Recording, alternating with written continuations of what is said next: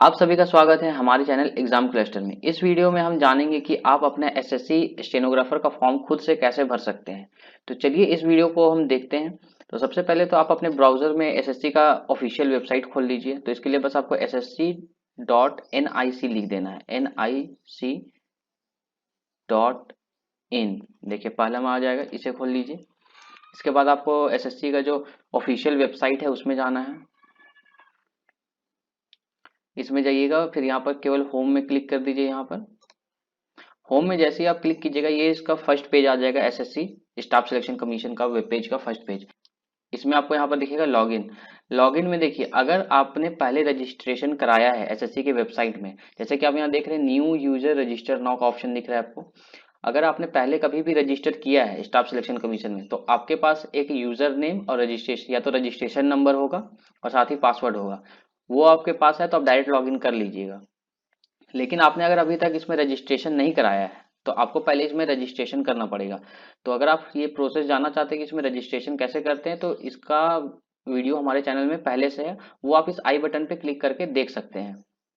तो चलिए अब जानते हैं कि एक बार रजिस्ट्रेशन करने के बाद आगे क्या क्या प्रोसेस है इसमें।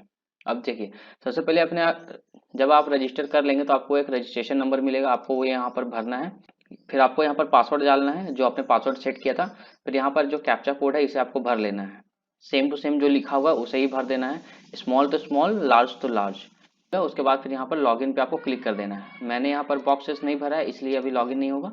उसके बाद फिर इस लॉगिन में भी नहीं आ रहा है, बट अगर आप यहाँ भर लीजिएगा उसके बाद आपका लॉगिन का यहाँ आ जाएगा। उसके बाद आपको लॉगिन करके फिर आगे का प्रोसेस मैं बताता हूँ। तो एक बार आप उसमें लॉगिन पे क्लिक करिएगा, उसके बाद फिर आपके पास जो अगला पेज खुलेगा वो ऐसा खुल जाएगा। देखिए यहाँ पर पुरुषोत्तम का नाम आ गया, पुरुषोत्तम पांडे। वेलकम पुरुषोत्तम पांडे। उसके बाद यहाँ पर आ गया। अब देखिए यहाँ पर आप देख सकते हो कि लेटेस्ट नोटिफिकेशन में ही आपको यहाँ पर दिखा रहा है stenographer grade C and D 2020। तो इसमें देखिए सारा डिटेल्स दिया हुआ है कि फॉर्म कब भराना शुरू हुआ था, कब खत्म होगा। उसके बाद फिर बहुत सारे चीज दिया हुआ है इसमें। उसके बाद फिर आपको क्या करना है अप्लाई करने के लिए, कि यहाँ पर एक अप्लाई का देख सकते हैं, यहाँ पर जो है लिखा हुआ, इस पर क्लिक कर देना है। यहाँ आप क्लिक करिएगा तो फिर अप्लाई का बार खुल गया। देखिए आप जब रजिस्ट्रेशन में जितना भी डेटा भरते हैं इसमें नाम वगैरह, वो सारा कुछ यहाँ ऑटोमेटिक फिल हो जाता है।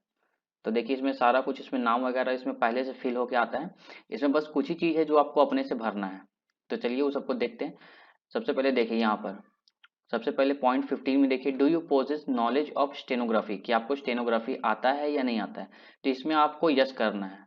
आता हो या ना आता हो आपको इसमें यस कर देना, क्योंकि अगर आप नो करिएगा तो फिर देखिए क्या बोलता है, you are not eligible for this examination as you do not possess the required skill. मतलब आप अगर नो करिएगा तो फिर ये आपको रिजेक्ट कर देंगे, इसलिए आपको यहाँ पर मानिए या ना मानिए आपको यस करना है। तो आपको यहाँ यस कर देना है। फिर अगला है प्रेफरेंस ऑफ एग्जामिनेशन सेंटर, कि आप अपना एग्जामिनेशन सेंटर कहाँ चूज करना चाहते हो। तो आप सबसे nearest of the examination centre अपना चूज कर लीजिए। जैसे कि मेरा सबसे नियरेस्ट हो जाएगा रांची। उसके बाद फिर कोलकाता, सिलीगुड़ी। मैंने अपना 3 सेंटर चूज कर लिया है। ये तीनों सेंटर थोड़ा अच्छे से चूज कीजिएगा, क्योंकि अगर फर्स्ट सेंटर आपको नहीं मिल पाता है तो सेकंड मिलेगा, सेकंड नहीं मिल पाता है तो थर्ड मिलेगा। इसलिए एग्जामिनेशन सेंटर को ध्यान से चुनिएगा। उसके बाद अब थर्ड है कि आप एक्स सर्विसमैन हैं या नहीं है। तो इसमें कर दीजिए नो, क्योंकि मैं तो नहीं हूँ। एक्स सर्विसमैन का मतलब कि आप सेंट्रल गवर्नमेंट के एम्प्लॉय रह चुके हैं। तो अगर आप रह चुके हैं सेंट्रल गवर्नमेंट के एम्प्लॉय पहले, तो आप इसमें यस कर दीजिए, अदरवाइज नो कर दीजिए। और उसके बाद फिर अगला जाइए। फिर अगला जो फील्ड है जो आपको भरना है वो है मीडियम ऑफ स्किल टेस्ट, कि आप जो स्किल टेस्ट दीजिएगा। जैसे इसमें आपको स्टेनोग्राफी का जो टेस्ट देना पड़ेगा, उसमें आपको क्या मतलब कौन से मीडियम आप देना चाहते हो। देखिए यहाँ पर 2 मीडियम है, केवल हिंदी है या तो इंग्लिश है। आपको इन दोनों में से एक चूज करना है। तो आपने अगर स्टेनोग्राफी इंग्लिश में सीखी है तो इंग्लिश ही डालिएगा, और अगर आपने हिंदी में सीखी है तो हिंदी ही डालिएगा। तो इसमें मैं इंग्लिश कर देता हूँ। फिर यहाँ पर कंफर्म कर दीजिए इंग्लिश। फिर अगला जो पॉइंट है वो है पोस्ट अप्लाइंग फॉर, कि किस पोस्ट के लिए आप अप्लाई कर रहे हो। तो देखिए इसमें या तो आप ग्रेड सी के लिए अलग से अप्लाई कर सकते हो, या ग्रेड डी के लिए, या दोनों के लिए। तो मैं दोनों के लिए कर रहा हूँ, इसलिए मैं दोनों में कर देता हूँ। फिर यहाँ पर कंफर्म कर देता हूँ। अब देखिए अगला, वेदर सीकिंग एज रिलैक्सेशन और नॉट, मतलब इसमें आप एज रिलैक्सेशन चाहते हो या नहीं चाहते हो। तो मुझे तो नहीं चाहिए, इसलिए मैं नो कर दूंगा। अगर आप यस करते हो तो इसमें आपके पास कुछ कुछ इसमें, जैसे कि आपको एज रिलैक्सेशन कोड देता है 10, 8, इसमें कुछ लिखे हुए, कुछ स्पेसिफिक लोगों को मिलता है एज रिलैक्सेशन, तो उनके लिए ये है। तो मुझे तो जरूरत नहीं है, इसलिए मैं इसमें नो कर दूंगा।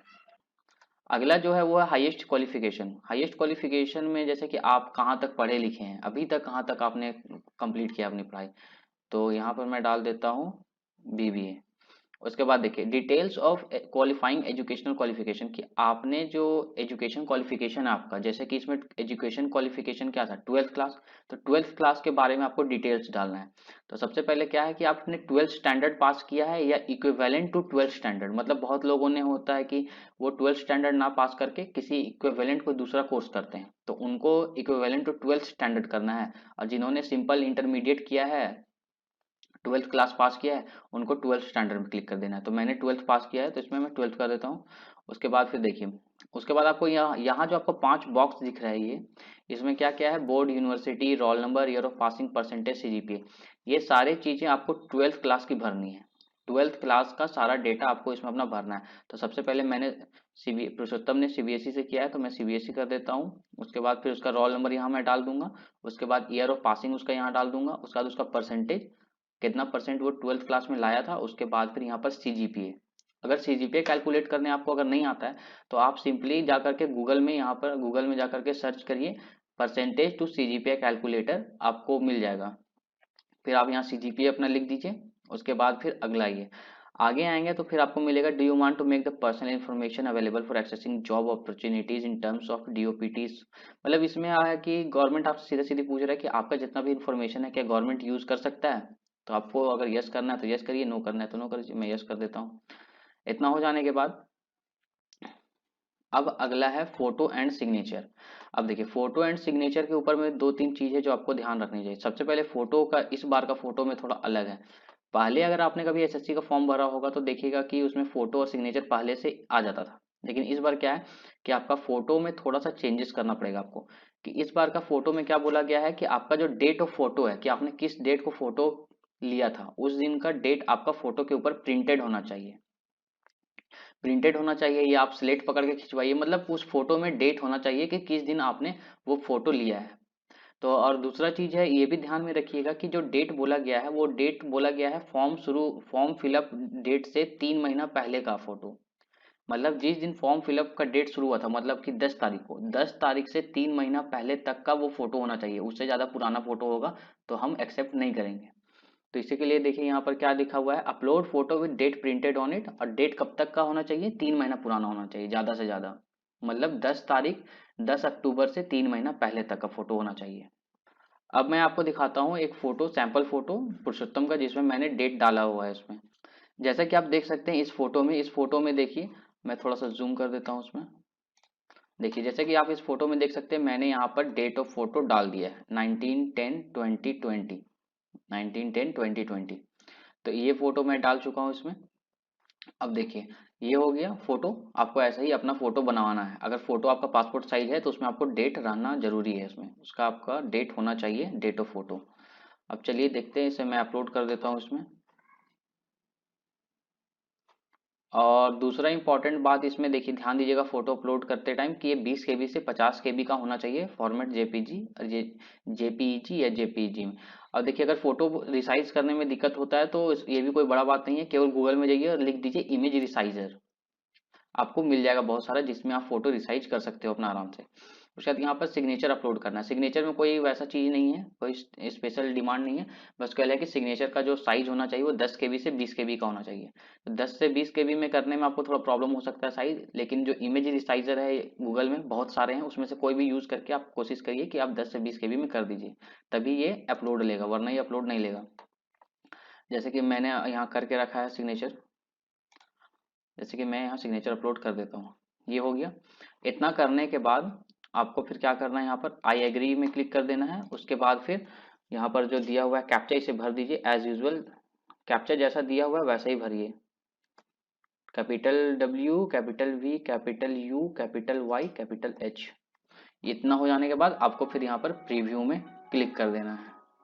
प्रीव्यू में क्लिक करने के बाद आपके सामने ऐसा खुल जाएगा, वेलकम पुरुषोत्तम पांडे, इसमें stenographer CND examination application form preview. उसके बाद फिर देखिए आपका जितना भी डिटेल्स वगैरह है वो सारा कुछ इस फॉर्म में आ जाएगा, कि आपने क्या क्या भरा था, क्या क्या नहीं भरा था, सारा कुछ इसमें आप फिर आप एक बार चेक कर सकते हो कि आपने जो भी डिटेल्स दिए थे वो सही है या नहीं है। ये सारा कुछ हो गया। उसके बाद फिर यहाँ पर आपको कर देना है। लास्ट में आप देखिएगा यहाँ पर एडिट मॉडिफाई, अगर कुछ गलती है तो आप इसमें एडिट मॉडिफाई कर दीजिए, और अगर नहीं है तो इसमें फिर आप सबमिट पे क्लिक कर दीजिए। यहाँ पर अगर इसमें कुछ गलती नहीं है तो इसमें आप फिर देखिएगा कि इसमें आप सबमिट पे जब क्लिक कीजिएगा तो आपको आएगा you can not edit after final submission, so check all details carefully, click of if you want to submit. मतलब एक बार आप सबमिट करने के बाद आप दोबारा इसे एडिट नहीं कर पाइएगा, तो इसलिए आप फिर से चेक कर लीजिए। मैंने चेक कर लिया है तो मैं अब कर देता हूँ इसमें ओके। देखिए फिर ये आ गया। अब देखिए क्या, application form is provisionally accepted, do you want to proceed for payment. अगर आपको ये हो गया, अब इसके आगे अगर आपको पेमेंट करना है तो आप पेमेंट कर सकते हो। मैं बाद में पेमेंट करूंगा तो इसमें मैं नो कर देता हूँ अभी। अगर आपको प्रिंट निकालना है तो आप यहाँ प्रिंट करके ऑप्शन कर सकते हो। और जब तक आप पेमेंट नहीं करिए ये फॉर्म एक्सेप्टेड नहीं होगा। ये अभी फॉर्म भरा चुका है बट इसमें फाइनल स्टेप है इसका पेमेंट जो आपको करना है। तो चलिए इस वीडियो में बस इतना ही। अगर आप हमारे चैनल पे न्यू है तो हमारे चैनल को सब्सक्राइब करना ना भूलें। Thank you.